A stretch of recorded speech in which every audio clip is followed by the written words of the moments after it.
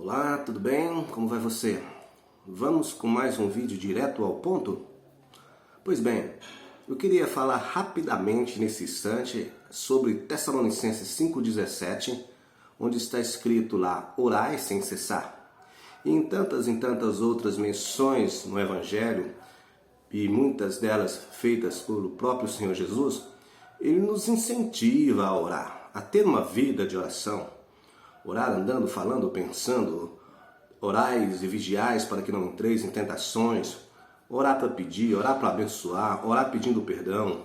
Enfim, a oração, ela tem uma importância grandiosa na nossa vida. E eu queria trazer rapidamente um aspecto a ser pontuado acerca da oração, segundo aquilo que nós levamos como uma das nossas bandeiras, que é o Evangelho na vida. E muitas vezes, se tratando de oração, nós temos aquela primeira tendência de chegar a Deus e pedir, o que não é errado. Muitas vezes esquecemos de agradecer, algumas vezes não oramos tanto pelo próximo como deveríamos orar. A oração é uma comunicação, é um diálogo entre nós e Deus.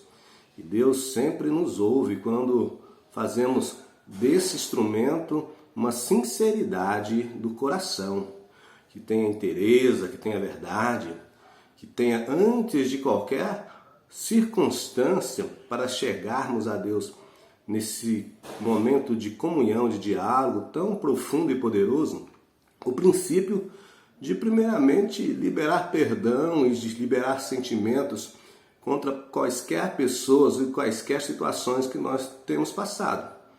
Ele diz, o próprio Senhor Jesus, em outro lugar do Evangelho, que quando formos orarmos e se tivermos algo contra alguém, devemos primeiramente acertar com esse alguém e depois entrarmos em presença de Deus.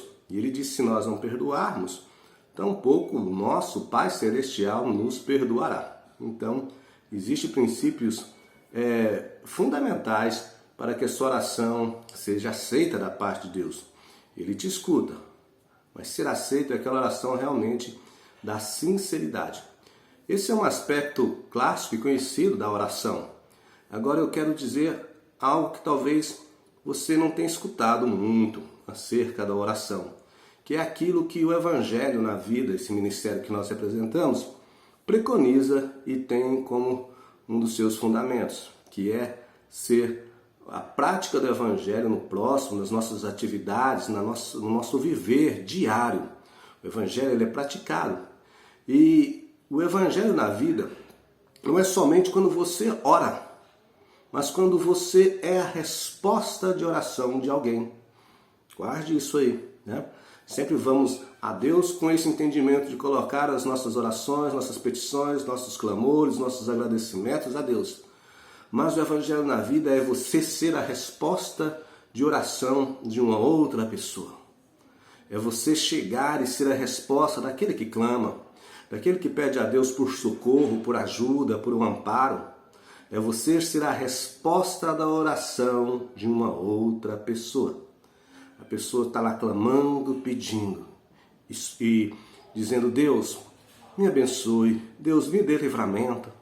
Deus, talvez nessa minha necessidade, me socorre. E muitas vezes é uma necessidade física, muitas vezes é a necessidade de um alimento, de colocar no prato uma comida que está faltando.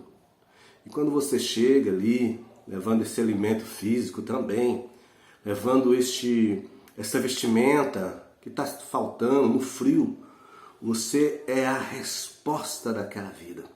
Então, toda vez que você é evangelho no próximo, toda vez que você faz o bem para o próximo, toda vez que você se dispõe em ir ao encontro dos necessitados, ir ao encontro das pessoas carentes, sejam carentes nesse aspecto que eu acabo de pontuar como sendo uma necessidade alimentícia, mas existe a necessidade muitas vezes do amparo emocional, do ombro amigo, do abraço, do aconchego, do ouvido que escuta e da boa palavra que fortalece.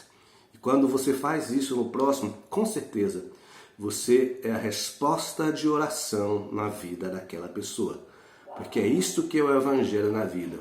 Não é somente orar, no sentido de você clamar a Deus para si próprio, mas muito mais quando você é a resposta de oração para alguém. Pense nisso. Esse é o nosso Evangelho na vida. Que Deus te abençoe.